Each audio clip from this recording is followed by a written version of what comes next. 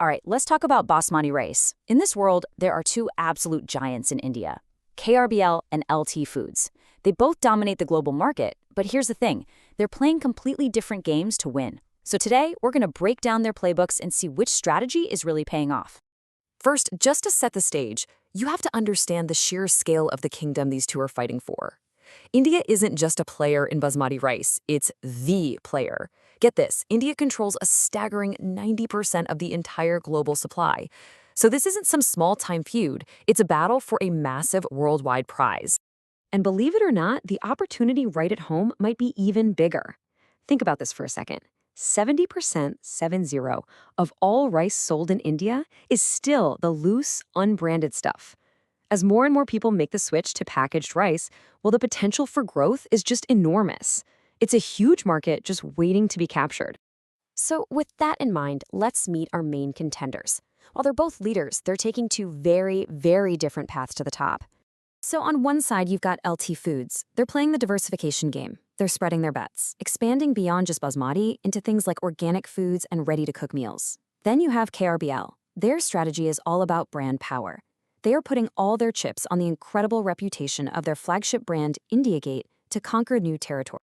Okay, so we've got the strategies, but how are they actually performing? Let's dive into the financial scorecard and check out the hard numbers from the latest quarter. In round one, we're looking at revenue growth, and we have a clear leader here. LT Foods came out swinging with really strong top-line growth of 31%. That easily beats KRBL's 19%. So round one definitely goes to LT Foods. But hold on, because this is where the plot really thickens. When we switch over to operating profit growth, the tables turn dramatically. LT Foods put up a solid 35% increase. But look at KRBL, a massive 84% surge in profitability. Now that's a number that makes you sit up and pay attention. So how in the world did KRBL pull that off? Well, it all comes down to one thing, margins. You see, LT Foods margins actually dipped a little, from 12% down to 11%, probably because they were investing so heavily in their brands. But KRBL's margins? They just exploded, going from 10% all the way to 15%, mainly because their costs were lower. That's the secret sauce right there. Now, one great quarter is fantastic, but it's really just a snapshot in time. What happens when we zoom out and look at the bigger picture? Let's check out the long game and see how these two stack up over a few years. And this just adds another fascinating twist to the story. Despite KRBL's absolutely phenomenal recent quarter, if you look back over the last 3 years, it's actually LT Foods that has been the more consistent and, overall, the better grower. And that long-term consistency is so important when it comes to how investors value a company. The argument here is that because of its steady growth, LT Foods' valuation actually looks more attractive than KRBL's. It's the classic tortoise versus the hare story playing out right in front of us. But, it's never all smooth sailing. Every company has a potential weakness, an Achilles heel. So let's take a quick look at the key risks for both of our contenders.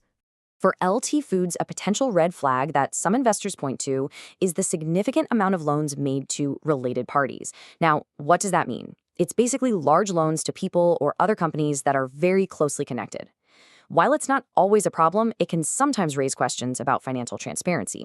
And for KRBL, the risk is more centered on governance, basically how the company is run. In the past, they faced some concerns in this area, which were highlighted when some of their independent directors resigned. And that's always something that makes investors want to take a much closer look. Okay, so we've seen the strategies, we've looked at the numbers, and we've talked about the risks. Let's tie this all together now and see what the final choice really looks like for an investor. And here it is, all laid out side by side. LT Foods clearly wins on revenue growth and that crucial long-term consistency, but it has that financial risk to consider. KRBL, on the other hand, absolutely crushes it on recent profitability and margins, but you've got that governance question mark hanging over it. It's a really fascinating trade-off. So what's the verdict? Well, there's no single right answer here. The choice really comes down to what kind of investor you are. Are you betting on the steady, consistent grower with a proven track record, or are you drawn to the powerful profit machine that just seems to have hit its stride? That's the choice at the very heart of the Basmati battle.